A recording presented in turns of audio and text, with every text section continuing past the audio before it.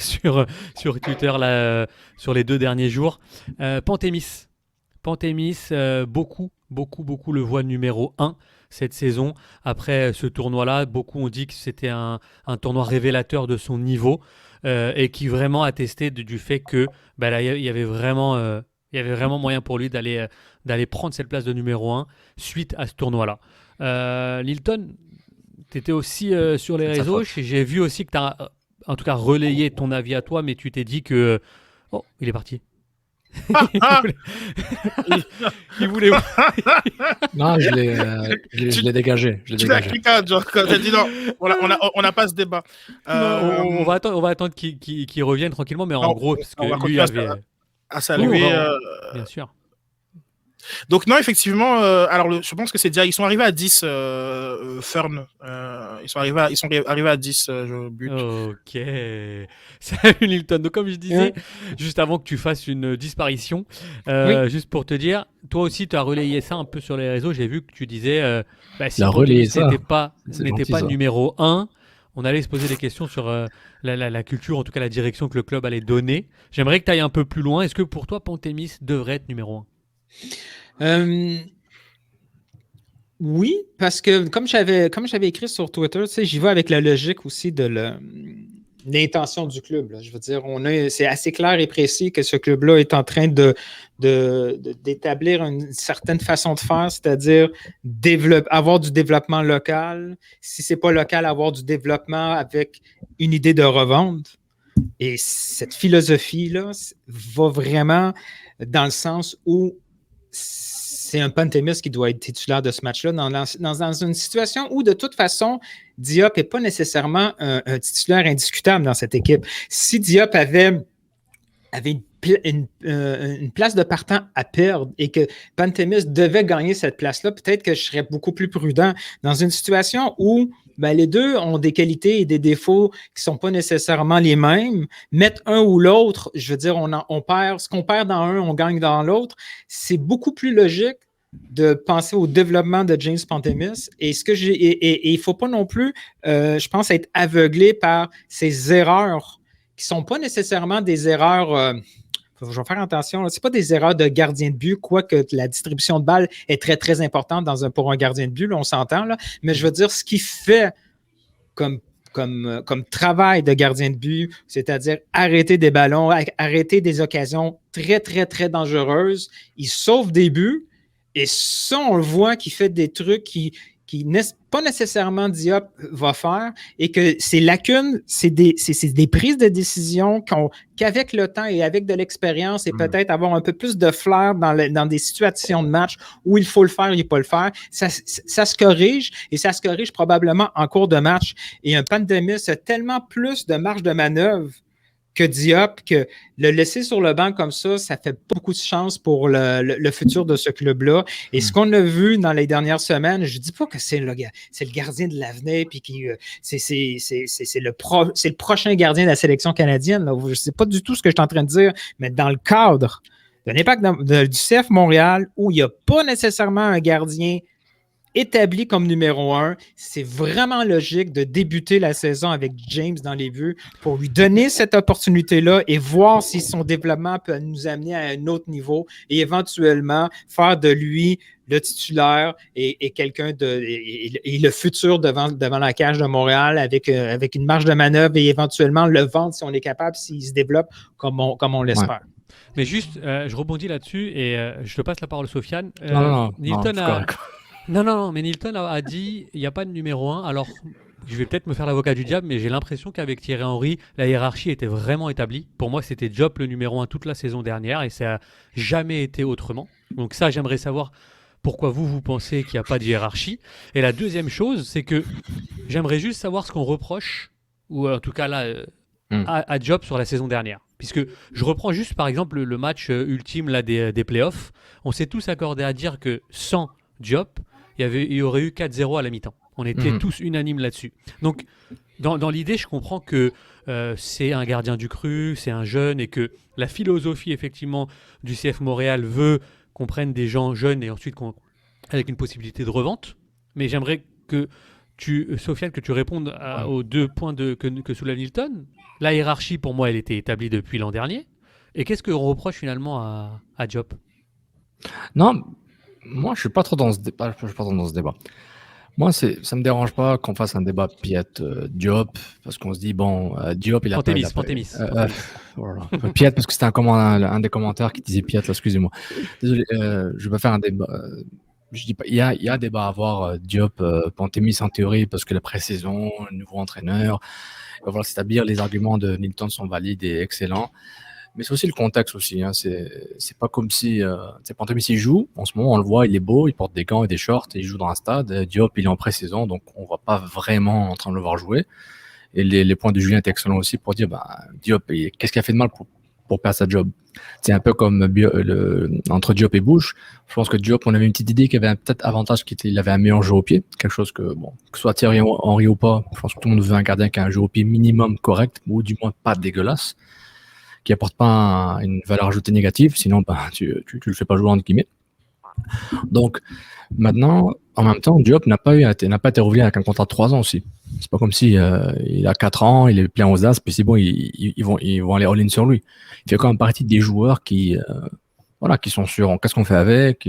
Il est relativement jeune, en guillemets, il n'y a pas 30 ans. Je pense qu'il n'y a même pas 25 ou 26. Il y a 27. 27, ok, il en aura 27. Donc... Il ne faut pas oublier d'où il vient. Il y a un passé. Là. Il était aussi titulaire dans une équipe, il a perdu sa place, il a été échangé. Je veux dire, Diop, on sait ce qu'on va avoir avec lui. Là. Exactement. Et avoir le débat sur Pantémis, ça me dérange pas un petit peu sur le contexte. Ça me dit, gars, Diop joue pas, Pantémis joue. Il a l'air beau, c'est normal. Mais en même temps, dire titulaire maintenant sans avoir une pré-saison, et je pense pas que le staff a une idée distincte de dire on va faire jouer Pantémis quoi qu'il arrive. Moi, comme dit Julien, je vois pas ce que Diop a fait de mal pour qu'il perde son travail. C'est la pré-saison qui devra décider. Est-ce que Pantémis a un pas d'avance parce qu'il joue en ce moment? Peut-être. Il a fait un mini-camp avec Team Canada. Peut-être. Maintenant, pour moi, je m'attendais pas à avoir ce débat en pré-saison qui est un débat Diop-Pantémis. Je pensais qu'il y aurait d'autres débats, mais ça me dérange pas. Mais moi, je le vois pas. C'est pas que ça m'intéresse pas. Pour moi, c'est correct. Mais justement, Sid, là-dessus, Sofiane vient de soulever un point. Est-ce que toi, tu penses que c'est bienvenu d'avoir ce genre de débat-là à 15 jours maintenant du premier match contre Toronto pour une place de numéro 1 qui, dans l'inconscient collectif, je le répète, à la fin de la saison, personne ne parlait de hiérarchie contestée ou contestable sur nos gardiens de but. Non, mais peut-être toi, Nilt, mais en tout cas, j'ai souvenir qu'ici... on s'était tous accordés à dire que Diop était numéro 1 et Charles Dauphiné nous dit aussi Sid, Pantémis a un super potentiel mais il semble aussi nerveux et mal positionné sur des centres, donc il est quand même aussi friable. Est-ce que tu as envie de commencer la saison comme ça et de jeter j'ai envie de dire dans le grand bain, un jeune avec des petits défauts et peut-être pas le laisser continuer à apprendre, Sid? Alors, tout d'abord, on a ce débat-là parce que c'est pas vrai que j'ai regardé le match jusqu'à 23h30 sans en tirer plein de sujets. Donc, dès que j'ai vu les arrêts de Pantémis, je me suis dit, tiens, on va en parler lundi. Non, je parle pas de notre débat, nous, sinon. Je parle, mais justement, non, mais laisse-moi finir. Et je crois que ce débat qu'on a, nous, parce qu'on a cette sensibilité-là par rapport aux performances de Pantémis, je suis pas certain que c'est un débat qui est pour l'instant véritablement dans la tête du staff technique. Je crois qu'ils ont dans l'idée d'aller dans la continuité de la saison passée avec Diop numéro 1 et Pantémis numéro 2. Mais là où je trouvais que Nilton avait vraiment titillé mon intérêt et que je pense que je voulais amener le débat dans l'émission, c'était que d'un point de vue sportif au jour d'aujourd'hui, je peux comprendre cette décision, mais d'un point de vue stratégique dans un horizon un peu plus moyen terme, je me dis que ça fait du sens finalement de bousculer la hiérarchie. C'est pas comme si Pantémis était une inconnue en termes de ce qu'il pouvait offrir. Je relativise parce que je pense que je l'ai écrit, je sais pas si j'ai tweeté, en tout cas je l'ai pensé très très fort, mais c'est que les Mexicains U23 ils sont bien gentils, mais c'est pas la MLS. Donc on peut faire tout, on peut s'extasier sur ce qui se passe dans un tournoi olympique. Vaut mieux faire bonne figure que moins bonne figure. On parlera sur les performances des autres joueurs du CF Montréal, mais c'est pas la MLS. Et j'espère que qu'on est quand même conscient de ça du côté du staff technique du CF Montréal.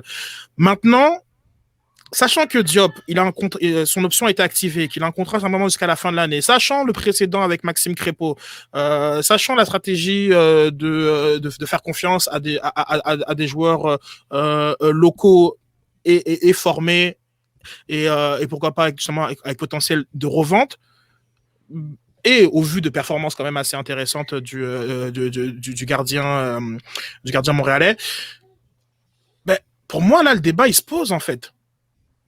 Il se pose, mais il se pose peut-être pas forcément la manière dont certains l'amènent, tu vois, mais quand je mets tous ces paramètres-là, je me dis, pourquoi on va attendre de créer une situation où il y en aurait peut-être pas s'il y a une décision forte qui se prend oui, elle serait forte parce que voilà, hein, ça reste que c'est un jeune gardien, etc.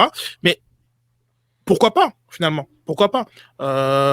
Et puis, je sais pas, moi, je suis pas aussi, disons, allez, critique que certains partisans sur le niveau de Clément Diop. Je pense que voilà, de manière globale, la défense montréalaise n'était pas forcément très très aidante. Voilà. Après, il a des vraies difficultés dans la gestion de son espace aérien.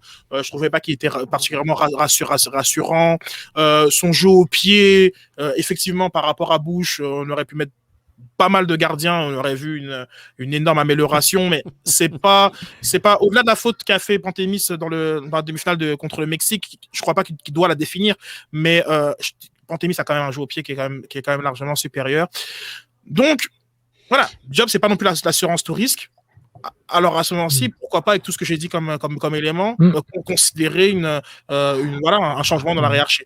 Mon hypothèse, si le staff a vu Pantémis, ils l'ont vu jouer, ils se sont dit, OK, on est prêt à avoir ce débat à l'interne. On se dit, on va essayer. Si on avait 60-40, 70-30 Diop, on va se dire, bon, on va faire 60-40, puis on se dit, on va voir qui va gagner. C'est Vercouttre, il connaît très bien les deux, il les suit, que ce soit le côté psychologique, le côté technique ou tactique que Nilton et Sid viennent de décrire. Donc ça, à la limite, c'est correct. Mais je vois plus le staff pour se dire, OK, on va voir. Pourquoi pas? Ils vont pas le jeter comme titulaire, parce que je trouve que c'est un naufrage avant annoncé. S'ils vont, vas-y, all-in, moi, j'y crois pas. Mais pense-y, Sofiane, il y a un an, avant le début de la saison 2020, on se retrouvait dans une situation qui avait encore moins évident de changer de gardien numéro 1. On était dans une situation où Bush était là depuis toujours. Oui, il y avait ses défauts, tout le monde les connaissait par cœur. On avait plusieurs saisons, Nilton. Hein. Oui, mais on avait un Diop où c'était un peu les connus. Il avait fait quelques flashs qui étaient intéressants, mais on savait forcément que Diop n'était pas... c'était pas nécessairement un gros changement de qualité au niveau gardien. C'était quelque chose de différent. Et pourtant, le staff, qui, à mon sens, est pratiquement le même. Là. Je veux dire, Thierry Henry, il a vu qu'est-ce qu'il a vu rapidement dans la pré-saison pour décider que, finalement, Bush, on va le sortir de l'effectif parce qu'on veut faire du moneyball avec. On s'en va avec Diop. On a en tête qu'il y a déjà d'autres jeunes qui vont suivre. Selon moi, je pense que ça fait déjà partie du processus du club à l'interne, pas du staff d'Olivier Renard, pour tranquillement dire, sais-tu quoi? Notre club, là, on sort avant tout. La priorité, c'est de faire sortir de l'académie des joueurs, des titulaires. Il faut que l'académie produise des titulaires. Il faut qu'on complète l'équipe avec des jeunes à l'extérieur et que dans ce groupe-là, il va en avoir quelques-uns qu'on va pouvoir faire du marchandage dessus. Et je crois sincèrement que le tournoi de la qualification CONCACAF servait de camp d'entraînement. Tu sais, on sait déjà ce que Diop peut faire dans un match. On a des vidéos, on le connaît par cœur. Ouais. Et un match comme le match du Mexique, ce qui m'énerve, c'est qu'on est focusé sur sa mauvaise passe. Puis il y a une autre séquence dans d'autres matchs où il a fait des mauvais... Et on ne parle que de ça pour justifier pourquoi. Oui, mais on utilise cette caractéristique. Oui, mais on utilise cette caractéristique. Oui, on utilise sa mauvaise passe, sa prise de décision mauvaise pour sortir le ballon de sa zone pour dire que c'est pas nécessairement un gardien titulaire. Moi, ce que j'ai vu, c'est des sorties à 1 contre 1 qui est très, très intéressant. On a vu comment il commandait sa défense très, très bien. On voit qu'il y a une espèce de leadership pour bien communiquer avec sa défense. Oui, cette sortie de balle n'était pas tout à fait à point, mais oui, ça a toujours été un problème à Montréal. Les gardiens qui ne sont pas capables de sortir sur des coups francs puis des corners, ben, on dirait que ça fait partie de notre ADN aussi. Mais pour l'instant, il y a beaucoup plus de upside et de risques positifs à essayer un Pantémis. Au pire, on se trompe. C'est pas plus grave que ça. On n'est pas dans une année où on pense playoff nécessairement et qu'on pense MLS Cup. Là. On est vraiment dans un horizon beaucoup plus moyen terme que court terme. Bah, justement, pour faire du pouce un peu sur... je crois que pour revenir un peu dans le débat Bush, Diop... sachant que Thierry Henry, c'était quand même très très constituant de son identité de jeu, le jeu au pied. Clairement, Bush avait. C'était fini. Non, mais c'est voilà. Donc il a quand même vu des choses qui clairement lui ont fait dire que je préfère aller avec Diop. Maintenant, d'un point de vue d'Olivier Renard, et tu l'as mentionné quand tu parlais un peu de Moneyball, on peut pas avoir un Bush sur le banc. D'un point de vue de la gestion budgétaire, ça fait pas de sens. Donc, il fallait rapidement trouver une alternative, et donc ça a été l'arrangement Vancouver, puis Columbus, en fait. En fait, c'était juste déjà dans les plans, Sid. C'est déjà dans les plans. C'est déjà durant le premier mercato d'Olivier, de Renard. C'était Bush faisait partie du joueur à échanger. On parle de novembre-décembre 2019. Je suis pas surpris, puisque comme la mission globale de Olivier Renard était comme d'aller chercher libérer de la masse salariale. Voilà, la masse salariale. Donc, tout le monde a été sur la. Voilà, tout le monde a été sur la. Il avait des tags spécifiques. Lui, Oruti, Camacho, ils étaient tagués genre. Si on peut les échanger, on les échange. Ça, c'était novembre-décembre, garanti que c'était dans le. Excuse-moi, Sofiane, Excusez-moi. Oui, mais ce que je veux dire, c'est comme pas pour te couper, mais pour faire du pouce. Non, c'est bon. Les gros salaires, on les connaît. Il y avait le seul gros salaire qui pouvait être, les deux seuls gros salaires qui pouvaient être justifiés d'être payés, étaient celui de Taider et celui de Boyan. Ouais. Tous les autres, ils étaient sur la liste. Puis bon, ça n'a pas donné pour certains comme Camacho. Mais ils étaient aussi dans les considérations d'Olivier Renard, c'est une évidence. Maintenant, mon point étant, donc là c'était comme pour moi Bush Diop, il y avait forcément quelque chose dans la tête de Thierry Henry. Sinon, si on était dans ce plan-là dont Nilton parle, la logique aurait voulu que tu échanges Diop et tu gardes Bush pour vétéran par rapport à Pantémis. Ce schéma-là fait plus de sens s'il y avait déjà une proactif, local, formation, c'est le petit académie qu'on va pousser. Maintenant, aujourd'hui, je crois pas que, limite, je dirais que j'espère pas, parce que le tournoi est servi de découverte ou de biais de confirmation pour Rémi Vercoute. Genre, si véritablement, là, il s'est dit, tiens. Mais pourquoi tu dis ça, Sid? Parce que dans la mesure où on va avoir peut-être 2 matchs amicaux là, à Tampa Bay. Il reste quoi? Non, mais c'est le coach des gardiens. Il reste avec lui pendant un an. Comme j'ose espérer qu'il connaît le niveau de. Oui, bien sûr. Mais ça c'est clair. Mais ça c'est la réalité d'un tournoi U23 où finalement, je veux dire, t'as plus à perdre qu'à gagner. Et puis, comme je te dis, on peut faire la discussion sur d'autres joueurs. On a déjà fait des débuts de discussion la semaine passée, mais je pense pas que Vercoute s'est dit genre comme je savais pas qu'il était aussi bon. Ça, ce serait vraiment. Regarde, je vais amener un comparable, ok? Attends, juste un dernier point. Excuse-moi. Le dernier point, c'était que normalement, c'était Sinclair qui devait être le titulaire. Donc, utiliser ce tournoi-là comme une façon de faire l'évaluation de Pantémis, c'est impossible que tu prévois ça. Le fait est que le gardien titulaire des U23 c'était Sinclair. Donc là ça aurait été on va planifier que il sera appelé avec les seniors ou qu'il participera pas à ce tournoi U23. Comme ça on va voir qu'est-ce que vaut Pantémis contre les U23 de Haïti et Honduras. Non, là, vraiment, c'est bien qu'il ait des matchs. Mais je ne crois pas véritablement que ce soit comme des choses qui sont prises en considération par un staff technique. Bon, enfin, en tout cas, je trouverais ça extrêmement surprenant si c'était le cas. Mais Julien, vas-y, Nathan, vas-y. Non, mais c'est parce que je voulais utiliser un autre joueur de l'Impact, du CF Montréal pour prouver un peu mon point. Quand on regarde les matchs de Broguillard en U23, je veux dire, il est pourtant un titulaire indiscutable à Montréal, là. Il y a un joueur comme Pantémis a beaucoup plus ressorti du lot, a démontré beaucoup plus de valeur et d'importance dans le club qu'un Broguillard qu'on ne connaît pas. C'est la première fois qu'on le signe. On le voit jouer pour le 23. On fait, oui, il peut être intéressant. Il domine pas à un tel point où c'est un titulaire indiscutable MLS.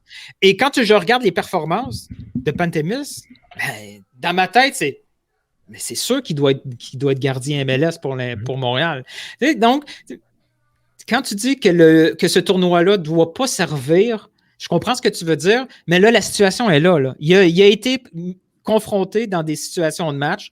Tant mieux, là, peut-être par un concours de circonstances, mais il les a fait ces matchs-là, puis il a utilisé cette opportunité pour dire, guys, si vous aviez un doute, peut-être je suis en train d'établir d'enlever ce doute-là puis de mettre sur papier ma place de titulaire. Puis si le doute n'était pas déjà là, j'espère que le doute est vraiment, vraiment établi puis que ça va rapidement, il va y avoir une bataille disponible pour ce poste-là de numéro 1 à Montréal. Mais qu'est-ce que je t'ai dit la semaine passée? Que Broguillard n'a pas l'air d'un joueur qui est titulaire en latéral droit. Et c'est pour ça que je comprends ton point.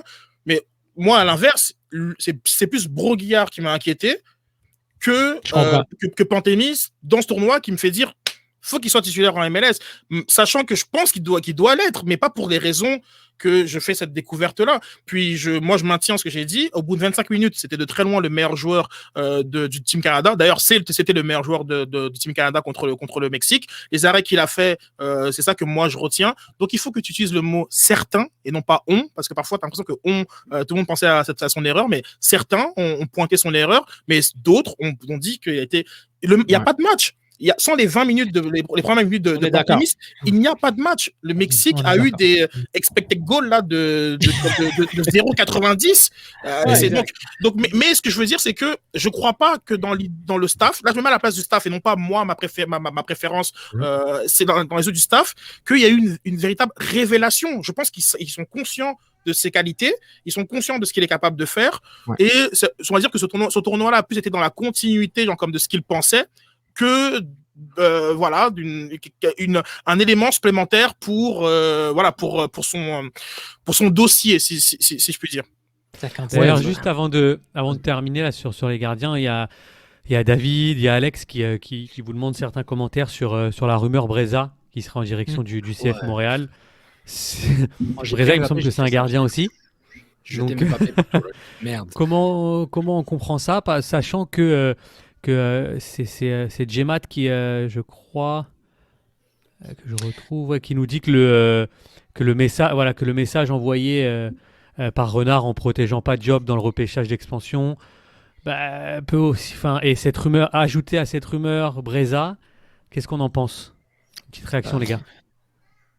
C'est difficile un peu d'établir la valeur et l'utilité de Breza dans la mesure où il n'a presque pas joué non plus là, en Europe. Est-ce que ça fait du sens qu'il quitte la réserve de Bologne pour devenir troisième gardien en MLS? Peut-être que oui aussi. Là. Habituellement, un troisième gardien, c'est un poste de développement. Est-ce que les autres gardiens qui sont là, on a déjà un plan pour les prêter? Est-ce que... je sais pas, j'ai pas compris ça. J'ai pas compris. Je voyais le débat Nilton hier, puis on se préparait pour ce débat, puis je dis « Ah non, c'est qui ce Breza? Je me rappelle de Breza, mais come on. Un autre gardien, on sait pas quoi faire avec. Est-ce que c'est le revers de la pièce quand Bologne est ton club père pour dire de grand frère, regarde, on a des besoins, tu vas prendre ce gardien, intègre-le dans ton équipe, débrouille-toi parce que nous on a besoin de libérer de la place, on veut le garder, puisqu'il est encore jeune, mais ramène-le. Donc, tu sais, il y a ça aussi, quoi. C'est pas juste on va te donner au Conco et Mais c'est sûr que quand on voit ça, Il a tu sais, pas c'est la facile laine. de faire le calcul comptable et dire ben on l'amène ici pour être deuxième gardien, puis parce que Diop pourrait se retrouver quelque part ailleurs aussi. Là, tout Il y a ça ça. est possible. Là, C'est aussi, que là. Newton, Donc, c'est la première chose que j'ai pensé, j'ai pas voulu tweeter, genre, quand Diop va se faire échanger, c'est ça qui arrive. échanger ou aller ailleurs. Là. Oui, Il n'y a pas juste la MLS. Là. Oui, mais genre, Diop va être échangé ou transféré, pardon. C'est ça. Donc, je me dis, ouais, j'ai pas voulu tweeter parce que je dis, bon, les gens vont penser que j'ai des infos, là, mais tu penserais que oui, 1 plus 1 égale 4, on peut se dire, ouais, c'est ça. Bah, Diop ne sera plus là d'ici la Floride. En Floride, il va prendre un avion, direction, je sais pas où, mais. Julien, j'avais une question pour toi. Parce que je me rappelle, j'avais un débat sur toi sur les gardiens il y a quelques années, il y a quelques mois, je m'en rappelle plus. Tu parles souvent des hiérarchies des gardiens. Est-ce que toi, tu penses. Parce que ça n'a pas marché, je pense, à Chelsea, c'était une catastrophe, je pense, avec. Il y a Courtois et Tchèque, là, ça a duré 2 minutes et demie, là. Mais tu sais, deux binômes, un binôme de gardiens qui sont en parallèle. Est-ce que ça se fait dans le futur ou genre ça va jamais arriver? Parce que ça n'a jamais marché, mais est-ce qu'on se dirait que ça marcherait un jour? Je pense pas. Je connais pas le poste de gardien de but, mais pour avoir écouté beaucoup de gardiens, notamment quelqu'un que j'aime bien, Jérôme Alonso, qui lui a eu une carrière beaucoup de numéro 2. Ouais. Il explique que le numéro 2 joue un rôle prépondérant dans les performances du numéro 1 et la relation qu'ont les deux gardiens, elle est finalement peut-être même primordiale sur les performances réelles du numéro 1. J'entends que quelqu'un de numéro 2, on s'entend, il peut avoir des velléités de vouloir être numéro 1 dans un autre club, etc. Ça, il n'y a aucun problème. Et d'ailleurs, l'entraîneur des gardiens du CF Montréal aujourd'hui, c'est un expert gardien numéro 2. On est le parfait exemple. C'est pour ça que quand je demandais à Sid, est-ce que ce débat-là doit avoir lieu 15 jours avant un début de saison, sachant que c'est Rémi Vercoute, l'entraîneur des gardiens, moi, ça me pose certaines questions parce que ça ne fit pas avec finalement la carrière de Rémi Vercoute et son mindset. Ok, excuse-moi, Sof, mais dans le débat du staff. Dans leur esprit, moi, c'est ça que je dis, dans leur esprit, je pense pas qu'il y ait débat. C'est ça. Moi, je pense pas qu'il y ait débat dans leur esprit. Nous, excusez les gars, il y a eu un match en décembre, ça fait 4 mois, il n'y a pas de match de foot. Les débats, on en trouve, on en fait, tu vois. Donc, on va dire la vérité. Peut-être qu'eux autres aussi, ils s'emmerdent, ils doivent s'en créer 2-3 débats en meeting. Là. Je vous dis à l'avance, là, c'est du clickbait. Il y aura un bot, il y aura Carey Price Alak, un stop, il y aura Diop, Pontemis, thumbnail YouTube. Mais juste pour continuer là-dessus, sauf Nilton aussi, est-ce que vous avez je peux répondre aussi au point de Sof. Moi, je pense que numéro 2, c'est une carrière, en tout cas passer 25 ans. Je pense que c'est logique d'être numéro 2 lorsqu'on est plus jeune et qu'on a encore à apprendre. Maintenant, lorsque tu es identifié comme le projet du club, on va dire par exemple Donnarumma, c'est ça, comme c'est ça son Donnarumma, ouais. Ça. Bon voilà, tu prends les clés du. Mais moi j'ai une question. Mais sinon, vas-y, excuse-moi. Mais moi, j'ai une question. Oui, on est habitué à ces rôles-là très précis, de gardien numéro 1, un numéro 2 est là. Quand le numéro 1 ne fait pas l'affaire, ce n'est pas nécessairement le numéro 2 qui vient. On va chercher un nouveau numéro 1. Mais là, on parle de gros clubs.